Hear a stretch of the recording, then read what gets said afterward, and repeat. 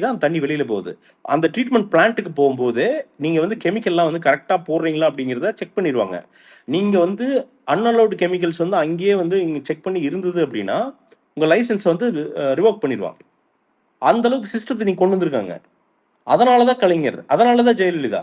இவங்களெல்லாம் வந்து நம்ம என்ன உங்களுக்கு திமுக பிடிக்கலனாலும் சரி, அதிமுக பிடிக்கலனாலும் சரி, நம்ம நிராகரிச்சிடவே முடியாது.